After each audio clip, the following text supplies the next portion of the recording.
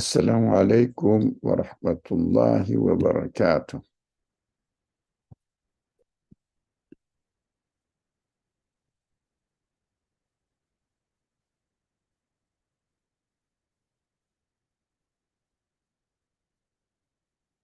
أعوذ بالله من الشيطان الرجيم. بسم الله الرحمن الرحيم.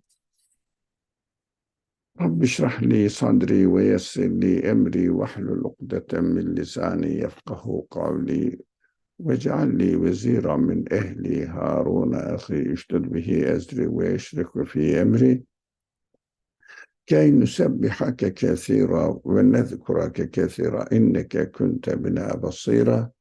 وصل اللهم على محمد وعلى آله وأصحابه وأتباعه وسلم. ربنا اغفر لنا وارحمنا وأنت خير الراحمين. آمين والحمد لله رب العالمين. Assalamu alaikum everyone. We have been studying the 21st word, which is about the prescribed prayers and how often we have to pray or perform them in one day, and how tiring it is every day, 5 times a day. It's too much, isn't it? Seems to be. So we discussed last week that as we get hungry, we enjoy eating. So that is for the nourishment of our body. How about our feelings, our spirit, our heart, or our limitless expectations? Also, we said we have to really try to satisfy them as well. So there are some warnings presented to us by the author. Today we are going to read the third warning. Let's start reading and discuss on it. O my impatient soul. A soul means ego-centered concerns. It means just thinking about one's own benefit, nothing more. Material, worldly benefit, that is what the soul is called here in Arabic, nefs.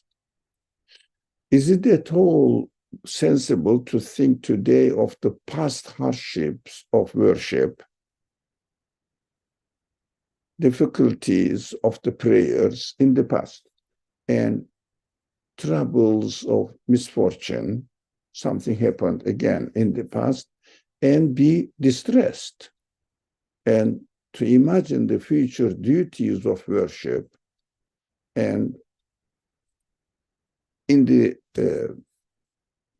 the future duties, imagine the future duties of worship, service of the prayers, and sorrows of disaster, and display impatience. The question is it at all acceptable or appropriate for human feelings to do that? In being thus impatient, you resemble a foolish commander in an army setting who, although the enemy's right flank joined his right flank, and they passed and they joined us. Past days joined us now, and they are over. I have nothing to do with them anymore. I don't have to fight against it, think about it, because they are gone, and became fresh forces for him, or supported. We will discuss how the past misfortunes, prayers, difficulties, hardships became a fresh force for us. We can talk about it, but for the moment, we can briefly say, if we were patient, and while we are praying, we may have some difficulties, hardships, and also some problems that we might have experienced in the past. They are past.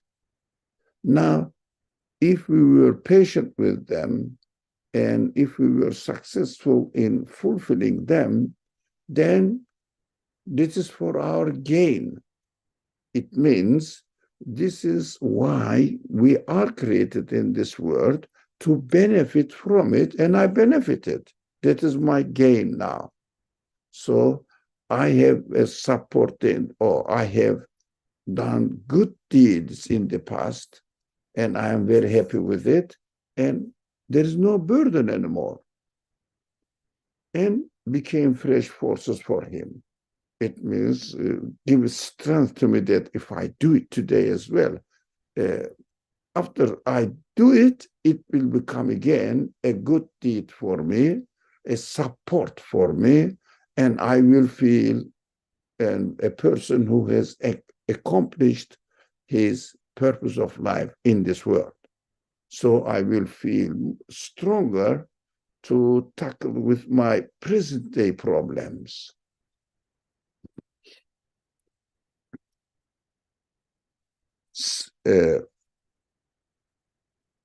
Sent a significant force to the right flank, significant force thinking about future, and weakened the center today. Then, while there were no enemy soldiers on the left flank, future days, he sent a large force there, start thinking about the future, and oh, how many days more, every day, 5 times a day, I will pray. It looks tiring, isn't it? Never ending, years and years, as long as I am here, never ends. And we lose our strength. So gave them the order to fire. It means keep them busy. They keep ourselves busy with the future events, saying that how many more days I am going to do, I am going to suffer for, etc. All the negative understandings, because it is going to be done in the future. So brought to the center today, and before doing anything, you already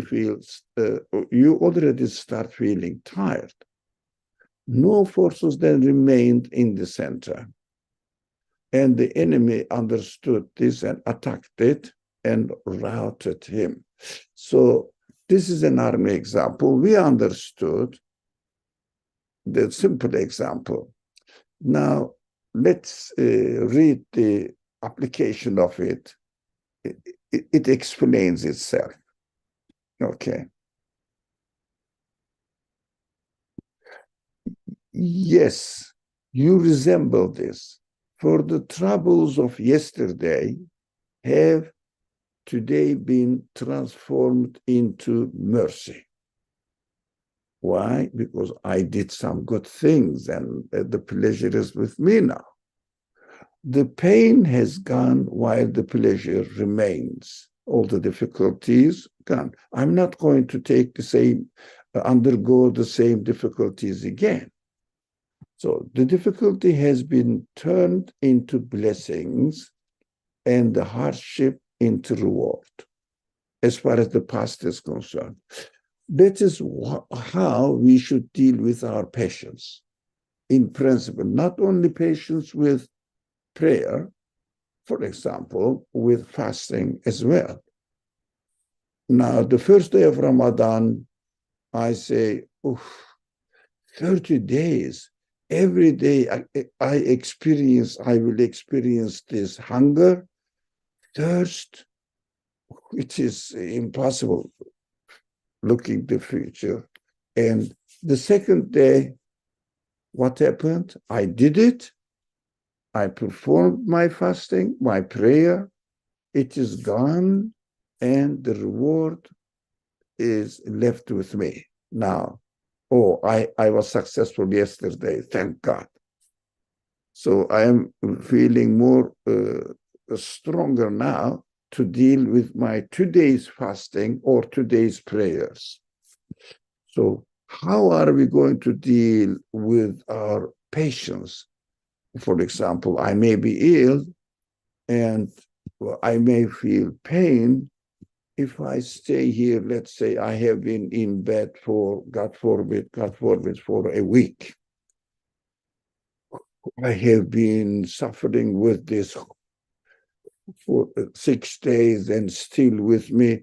If I thought about my past days' troubles or pains, I lose my strength to deal with today's real pain. So start imagining the future. Now, for the moment, the text is dealing with the past tense, past events. In which case, you shouldn't feel worried at it, but make a serious effort to continue with the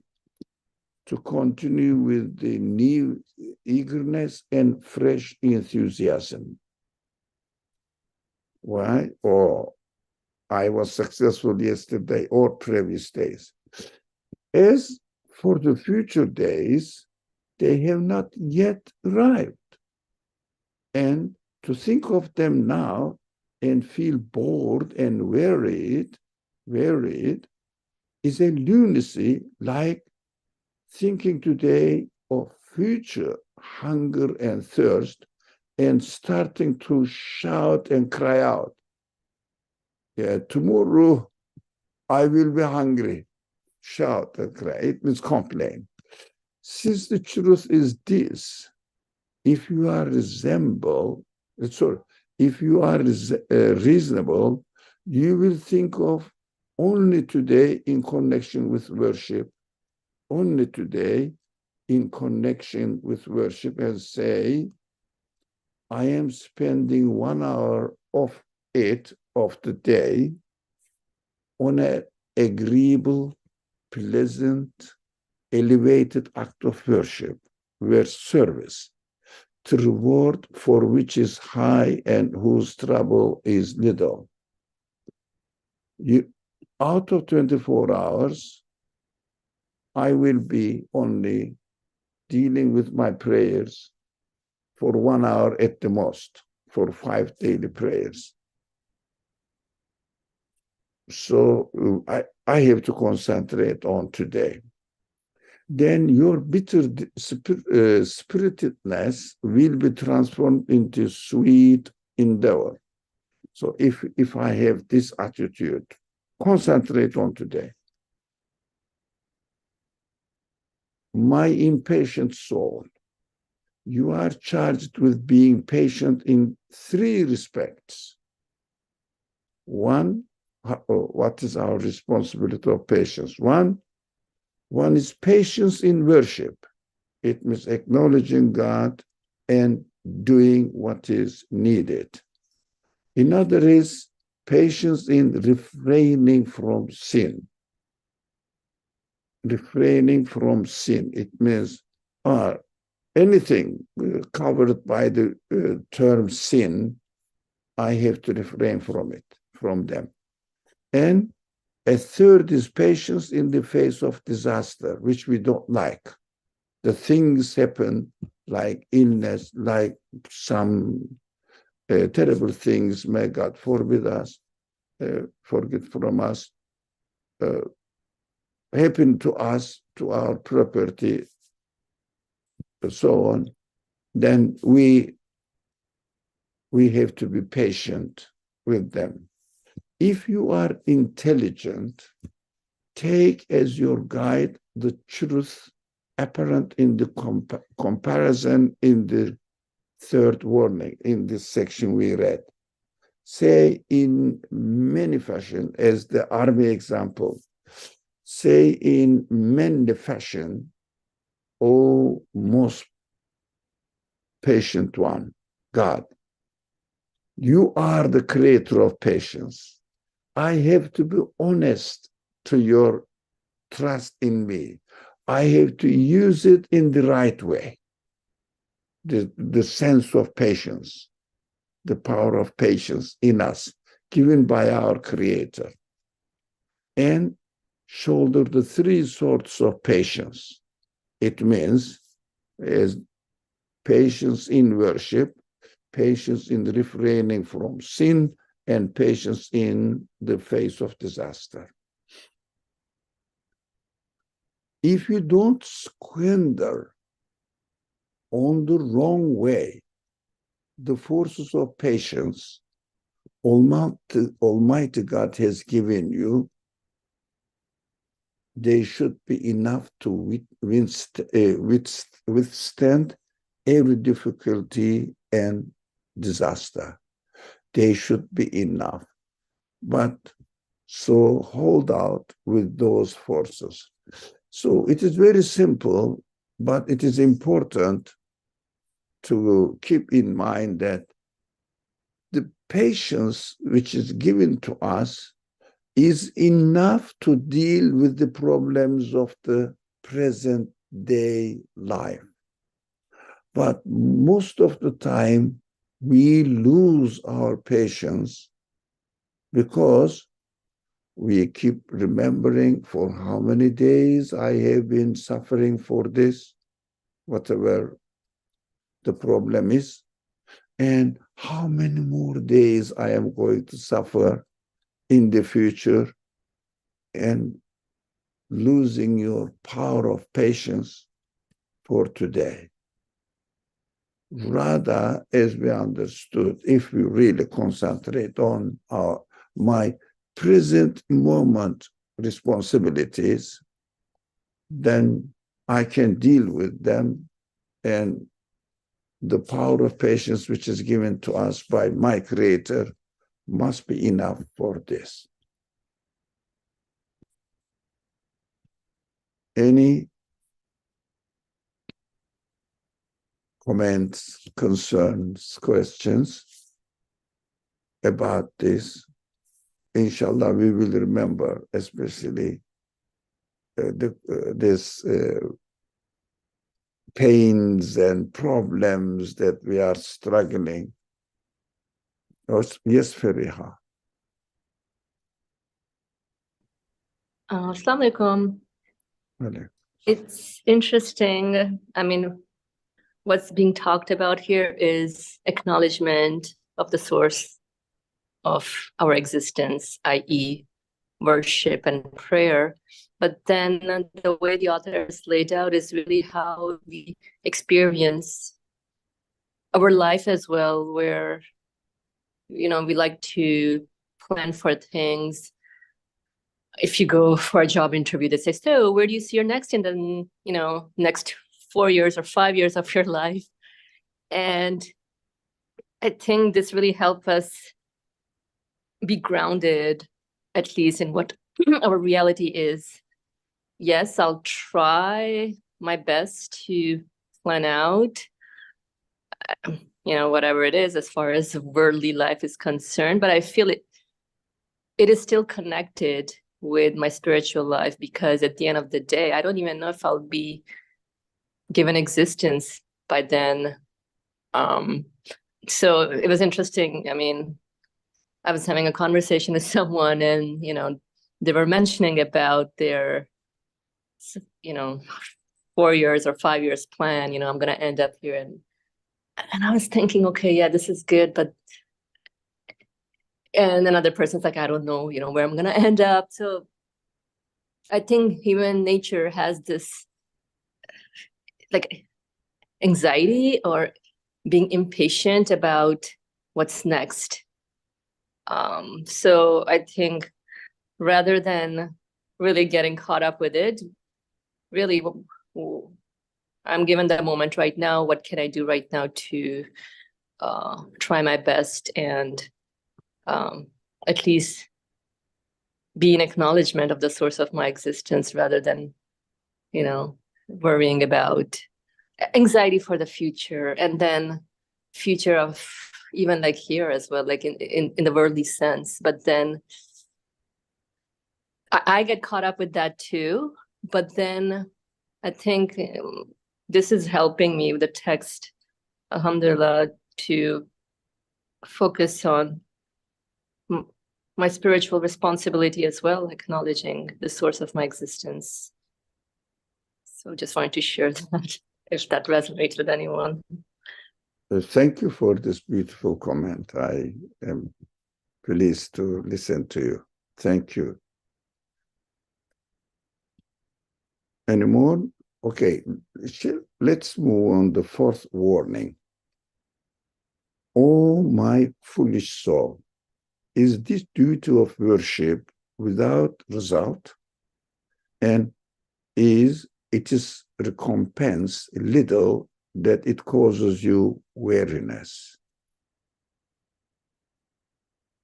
Whereas, if someone wants to give you a little money or to intimidate you, you could make you work till evening, and you would work without slacking. So, is it that the prescribed prayers are without result? Which in this guest house of the world are sustenance and wealth for your impotence and weak heart. No, these prescribed prayers are sustenance and wealth for my impotence and weak heart. How come? In this world? Because prayer is the means of expressing one's existential reality. It means I acknowledge I need to be created, and that is given to me. I need to be given life, and that is given to me.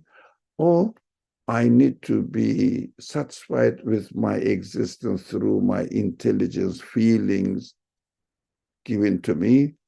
And the universe must be as it is in order for me to entertain my existence here without really contradicting my reality. No, perfectly, I am adjusted to the rest of the universe. I am so perfectly satisfied here, but some things, some small things may happen. That is why we have to understand that this guest house of the world satisfies a real need of my weakness, my impotence. How? Because I need atmosphere in my existence. I cannot provide it. If I acknowledge that I have a creator,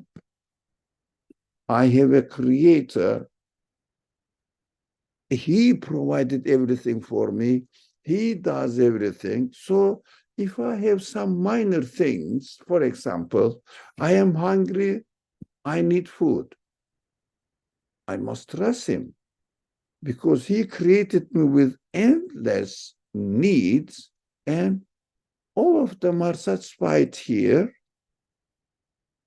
But my hunger, I worry about it. No, it will satisfy you. Just search for it. Just search for it.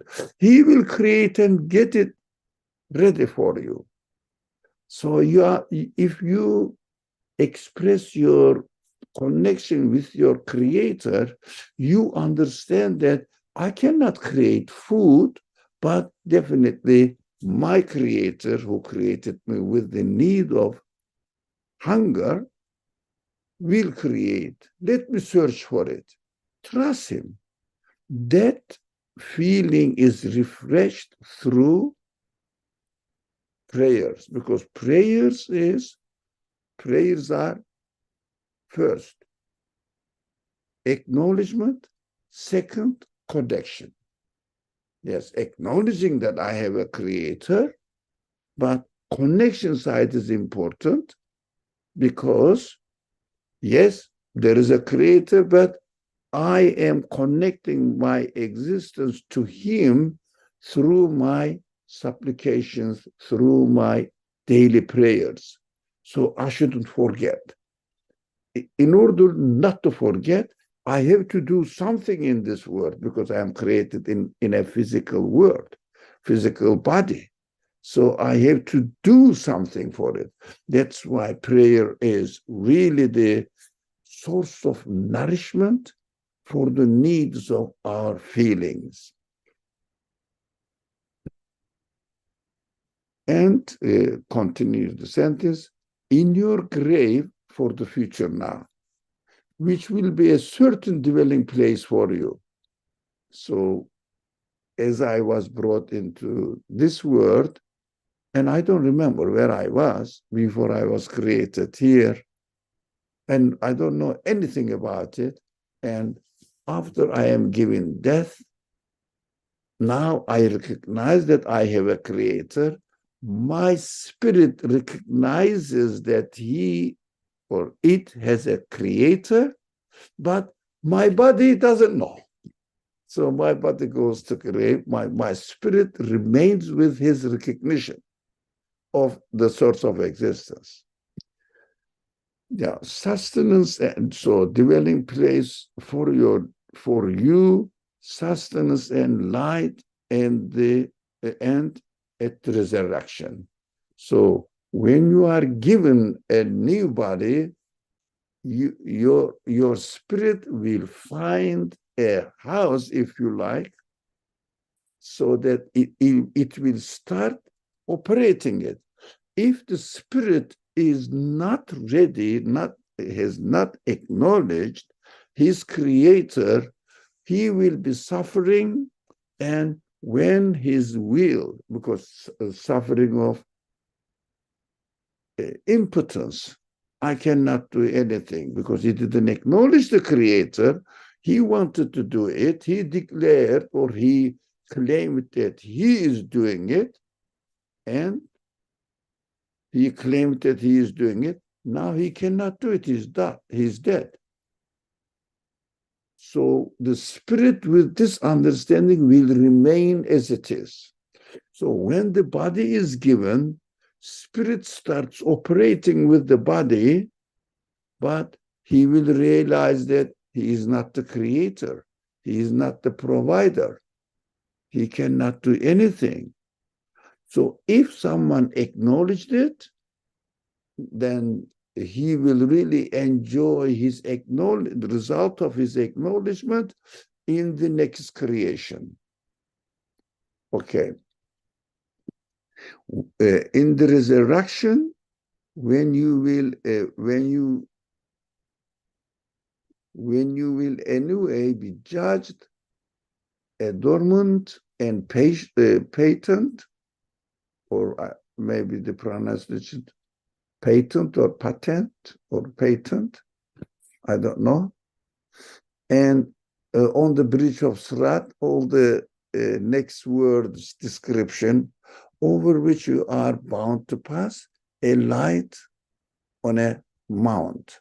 So you will be comfortable with your understanding you gained in this world through prayers. Are they recompense a little? Then did you get a little bit? I love the example of the school. So you study for how many years, and then the rest of your life, whatever you have acquired throughout your studying, now you start using them, benefiting from them. So recompense in the eternal life. Eternal life with the capacity of your feelings now, not only capacity of your stomach, not only satisfaction of daily life, but feelings want perfect eternal satisfaction. And in the resurrection, that is how it must be, because of our feelings. Let us know this. You are given these feelings. This is a promise for you from your Creator that He is going to satisfy it, although this world is transient. You cannot get full satisfaction, endless satisfaction in a temporary creation in this world. This world is a temporary creation. You cannot get really permanent satisfaction in it. But their existence in us is a promise. So if we acknowledge the source of existence of these feelings, then the source of existence of these feelings promises that He will satisfy them with a new creation. That is why in this world, prayers gain eternal satisfaction in the next creation. Or this eternal satisfaction is a little recompense for you so that you get impatience, as we said here. Oh, my foolish soul, don't you reason about it? So, I will continue. Someone promises you a present worth 100 liras and makes you work for 100 years, for 100 days. You trust the man who gave you back on this world and work without slacking, like the people who work for a company or for a government office. They work in expectation they will give them some money. With this money, they will buy something to satisfy their body at the end of the month. They trust them and they do this. They don't slack. So if one for whom the breaking of a promise is impossible, the Creator of the universe, Creator of you and your feelings, how can we think that He may break His promise? If He was going to break, why would He create it anyways? So this Creator promises you recompense like paradise and a gift like eternal happiness, and employs you for a very short time in a very agreeable duty. You will find satisfaction when you pray.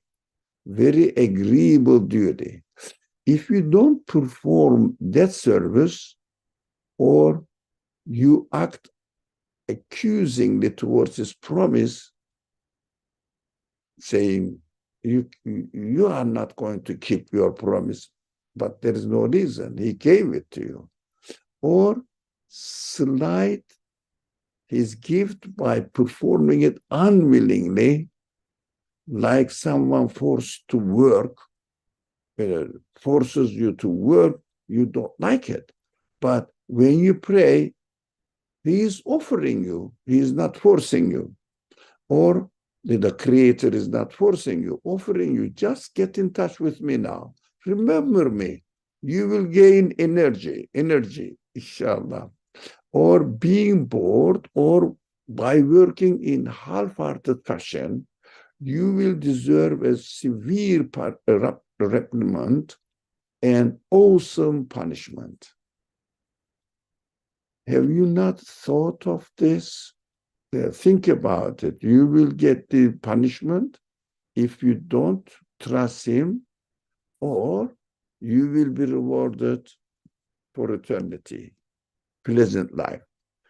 although you serve without flagging in the heaviest work, without feeling tired and bored in the heaviest work in this world, out of fear of imprisonment. Somebody forces you, state authority forces you, and you do it. Does the fear of an eternal incarceration like hell not fill you with enthusiasm for the truly light and agreeable act of service? I feel that these all make sense, but still, inshallah, you are not, but some people may feel tired of praying and reduce it to Friday prayers, or even not Friday prayers, really forget about it totally.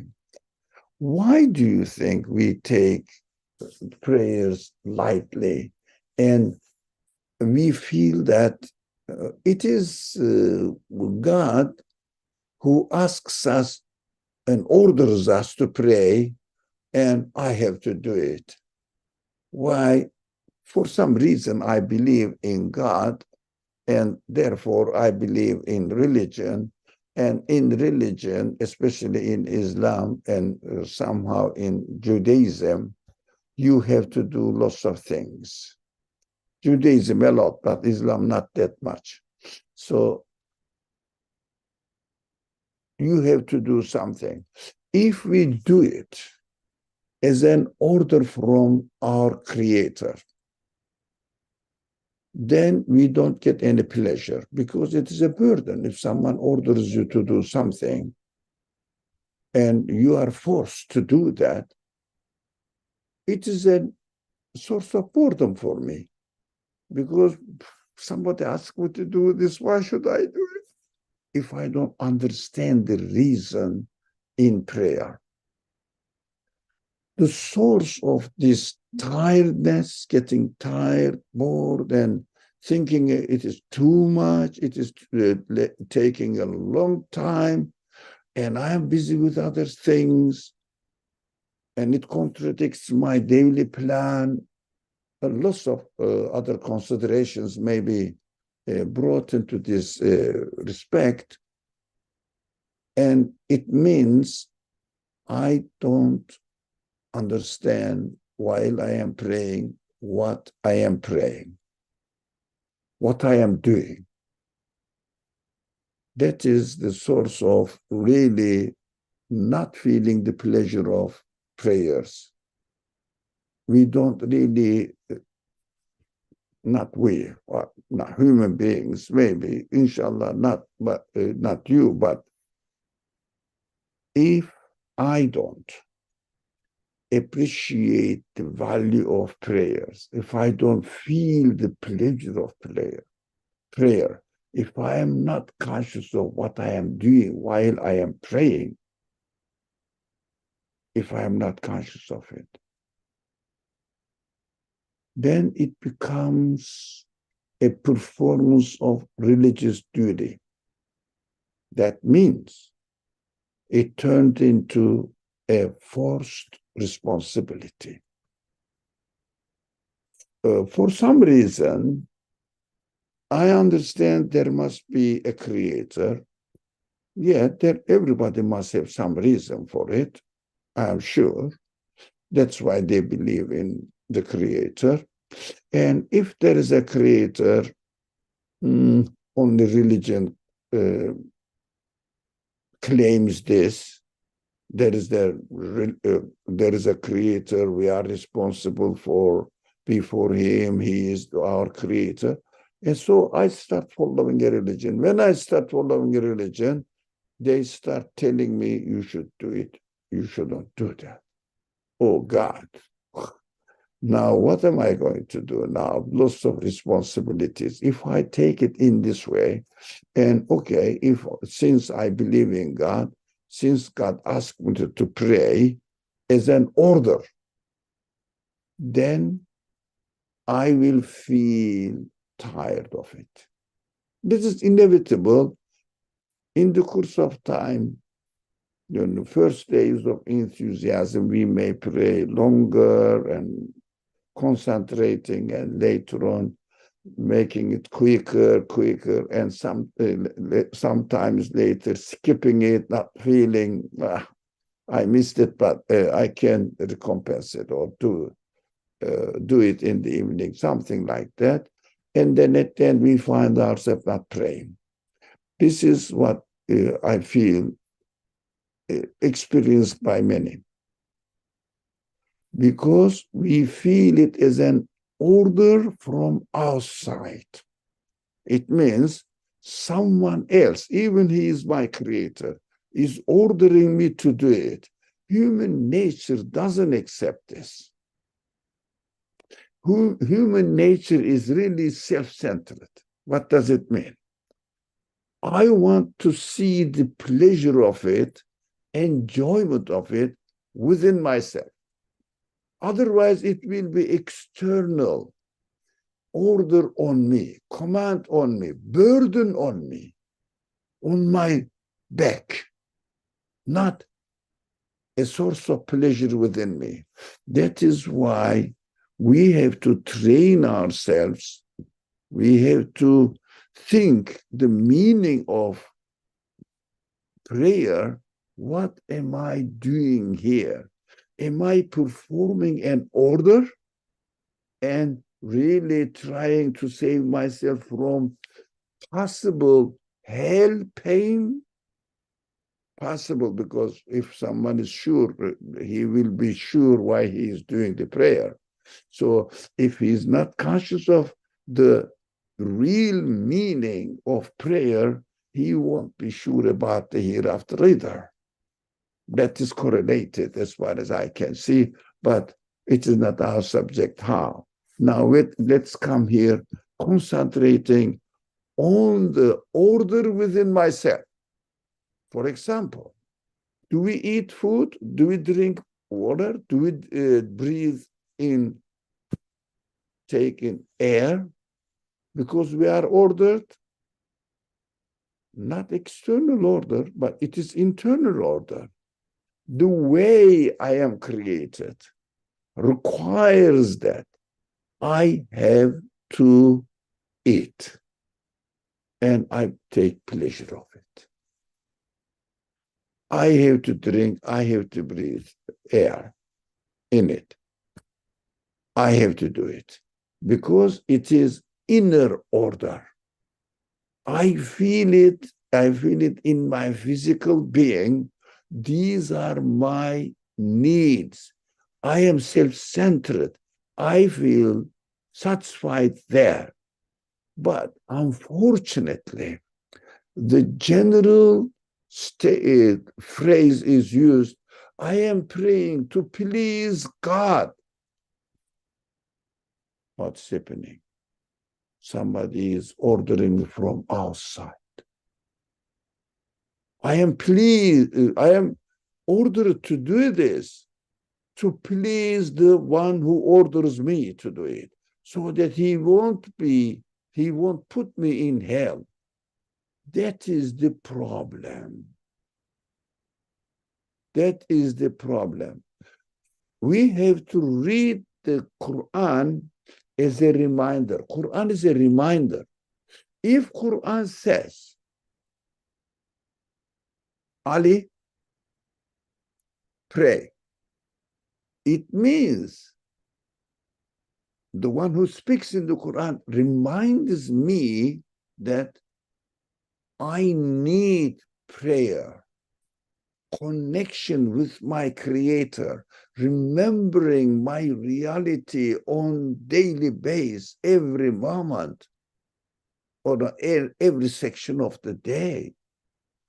He is a reminder. The Quran is a reminder what my reality is. If I take this, أقم الصلاة وآتوا الزكاة, or it is a command. No, No, it's a reminder. You need prayer. You need to give zakah. You need to fast. It's a reminder. When you say, do I really? Let me see what it means.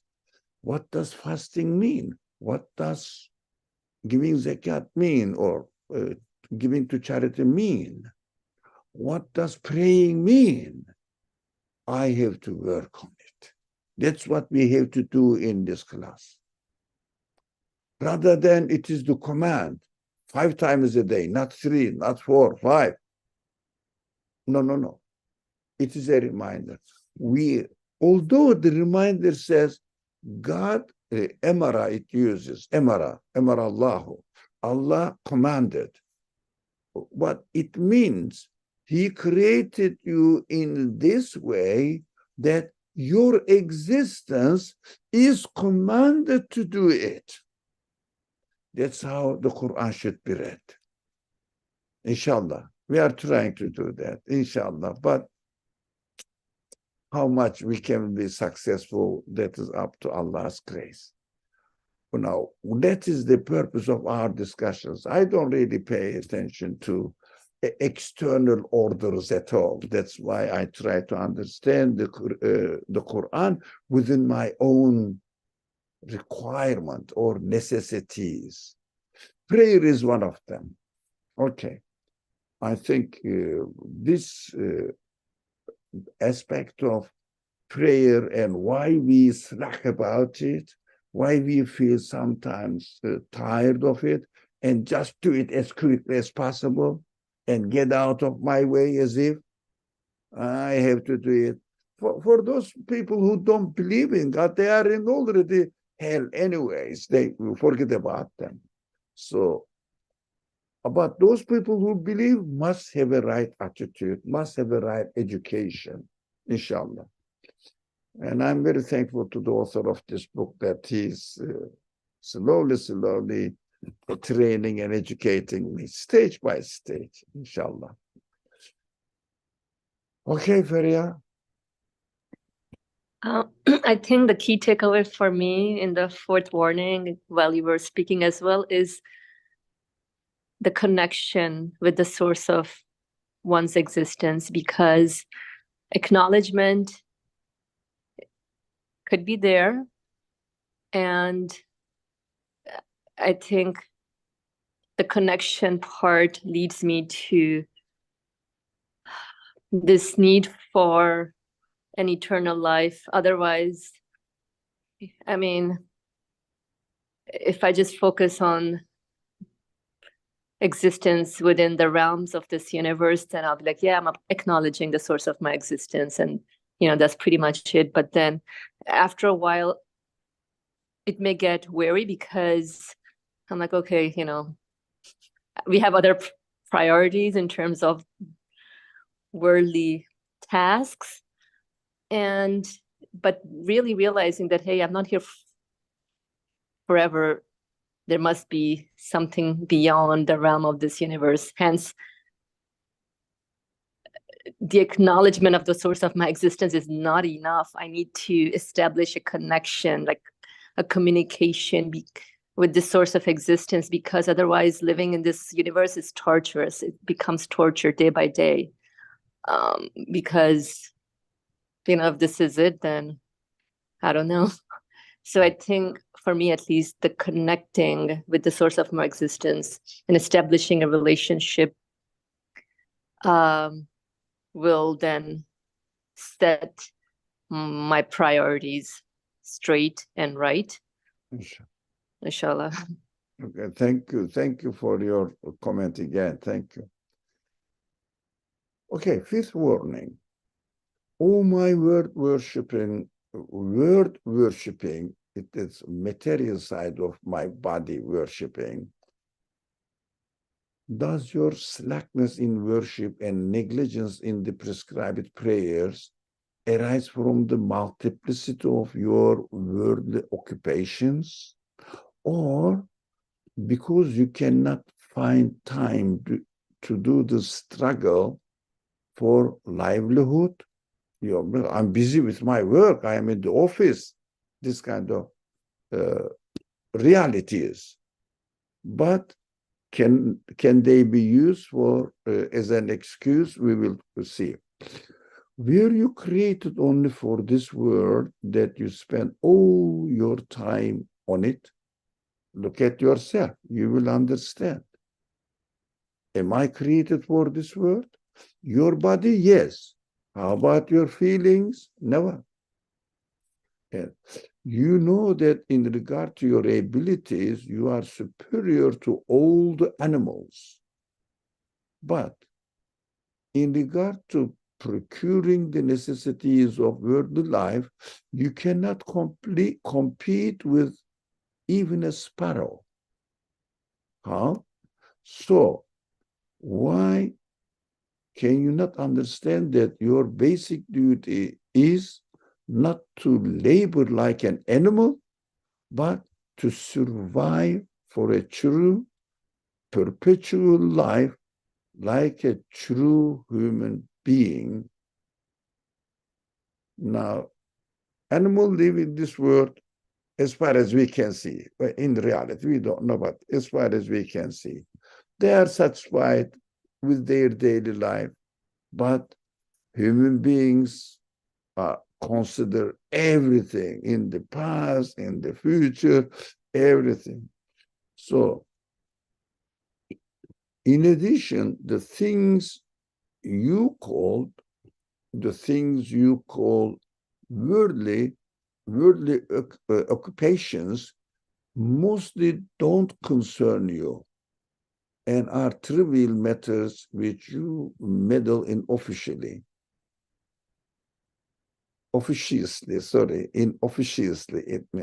hardworking. So now, really essential things are already provided. But we have to think. Of course, we lose ourselves in these artificial needs, unfortunately imposed on us by existing civilizations. You neglect the essential things and pass your time acquiring inessential information as though you were going to live for 1,000 years, maybe forever. For example, you squander your precious time on worthless things like learning what the rings around Saturn are like, or how many chickens are there in America, as though you were becoming an expert in astronomy and statistics.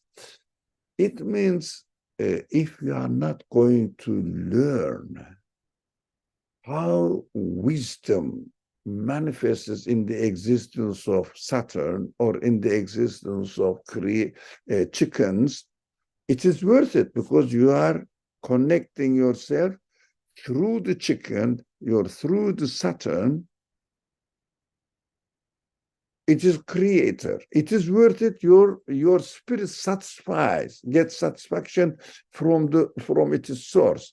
But for only information purpose, oh, you know how many rings are there around Saturn? 5, 1,000. What are you going to do with it?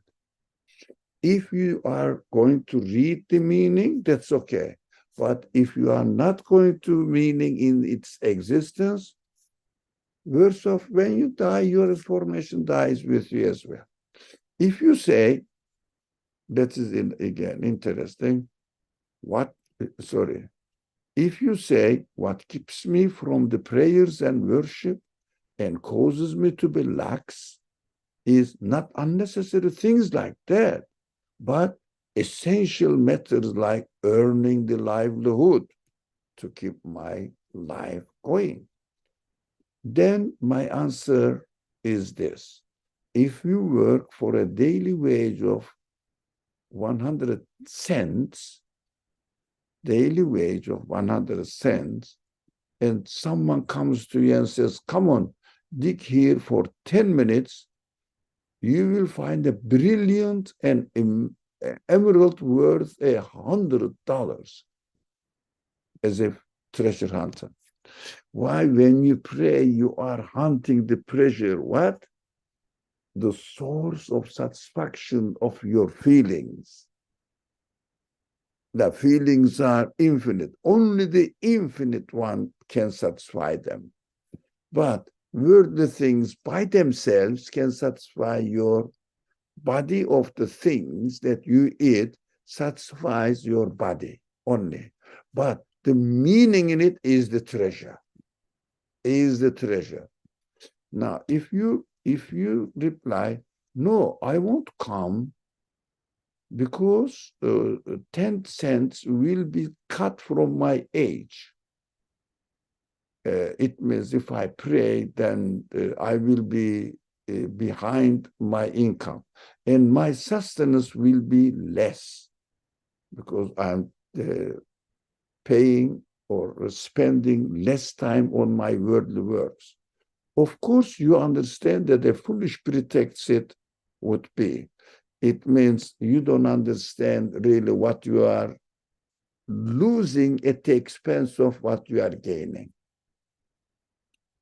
In just the same way, you work in this orchard for your livelihood.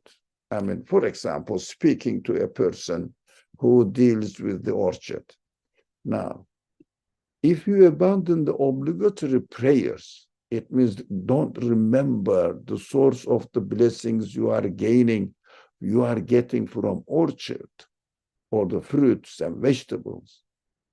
If you abandon the obligatory prayers, it means you don't connect to their creator. All the fruits of your effort will be restricted to only a worldly, unimportant, unproductive livelihood. It means transient. Today you eat, how many hours later, a few hours later, it is gone, finished. And your body gets nourishment, and your body also dies at the end.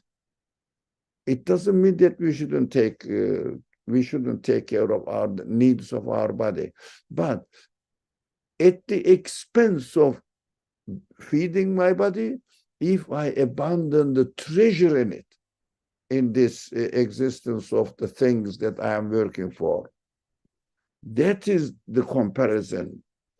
If you spend your rest periods on your prayers,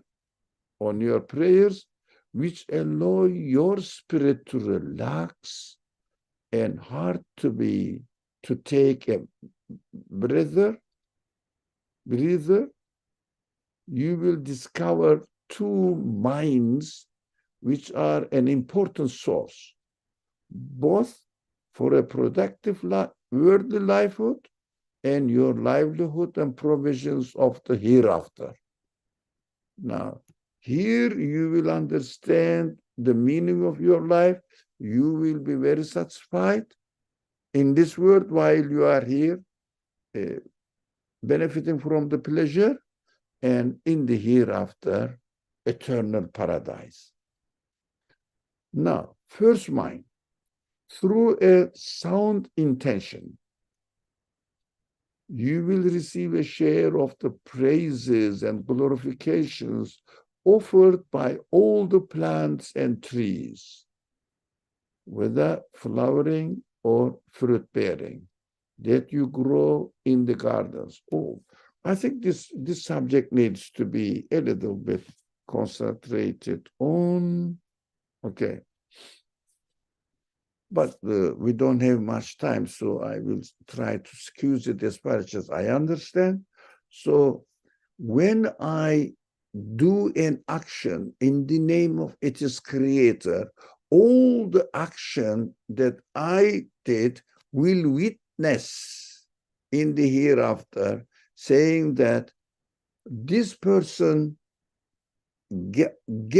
got these things from your grace in the world, and he appreciated that we are the witnesses to you, O our creator, so you can please reward him. He didn't waste us. He didn't insult us.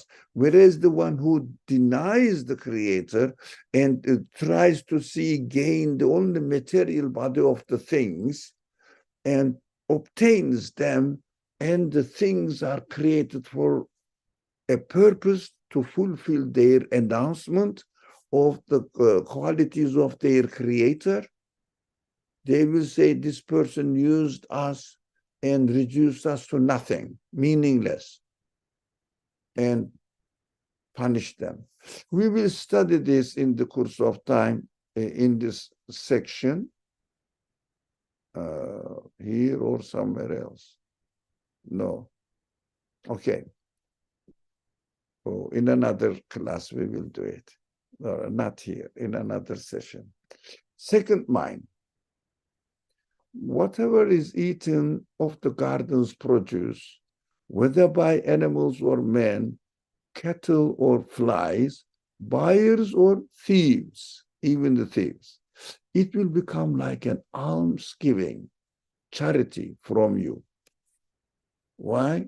Because you did it in the name of God, and they benefited from it, and God will say, okay, because of your work, my creatures benefited from it, and of course I could give it, but this is the word of training, so you were successful in your training. And so you deserve to be rewarded. But on condition you work in the name of the true provider and within the bounds of what he permits. Of course, in the name, in the name of the Creator, and within the bounds of what he permits, not to do prohibited actions. And see yourself as a distribution official giving his property to his creatures.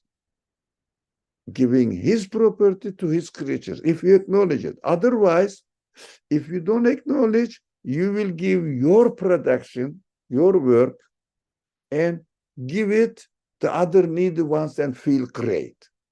But this feeling great is false, baseless, because you are not the creator of it.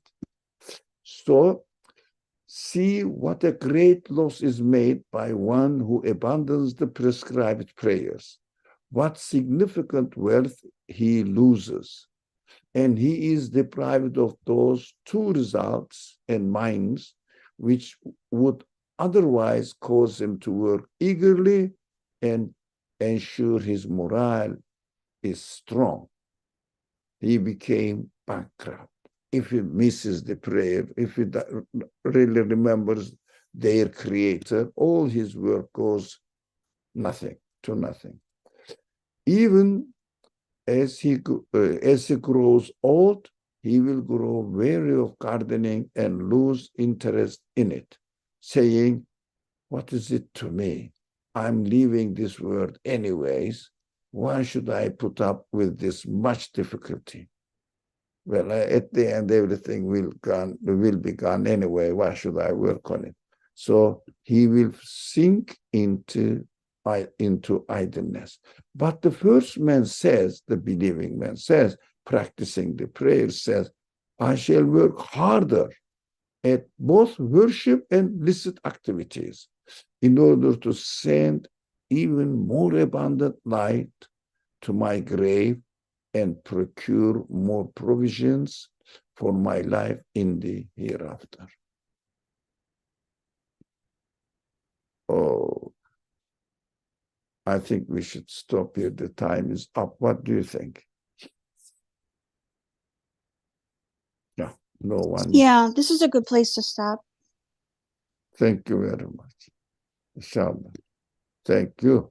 Inshallah, I'll see you next Saturday, Monday, Tuesday. أعوذ بالله من الشيطان الرجيم. بسم الله الرحمن الرحيم. سبحانك لا علم لنا إلا ما علمتنا إنك أنت العليم الحكيم. وآخر دعواهم أن الحمد لله رب العالمين بحرمة سر سورة الفاتحة.